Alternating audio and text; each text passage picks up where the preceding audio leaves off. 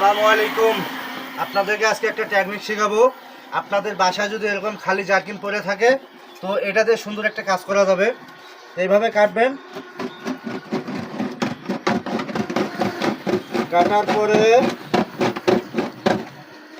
আপনার সুন্দরভাবে কাটবেন। আর কি আমার এই যে তাওটা হয় নাই, একটা ভালো তাও দেখে নেবেন। তারপরে এই যে কাটা হয়ে গেল।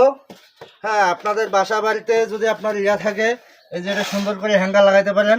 এখানে আপনার আবার ইয়া লাগাইতে পারেন। আপনার চাইলে ধরেন যে এখানে কাট ইয়া লাগাইয়া সুন্দর করে আপনি এই যে বাসা বাড়ি পরিষ্কার করার সময় যে ময়লাগুলো তা তুলানো হয়, সেটা ফালাইতে পারবেন আপনারা। আশা করি যদি ভালো লেগে থাকে ভিডিওটা অবশ্যই লাইক কমেন্ট শেয়ারতে পাশে থাকবেন, আর অন্যদেরকে দেখার সুযোগ করে দেবেন। আমার কাছে ভিডিওটা ভালো লাগলো তাই একটু শ্যুট করে নিলাম। এই যে এভাবে সুন্দরভাবে কাটবেন, সুন্দরভাবে কাটে এখন এই যে ময়লাগুলো এখান থেকে তুলবেন আর ফলাইবেন। ঠিক আছে, ভালো থাকবেন। আসসালামু আলাইকুম।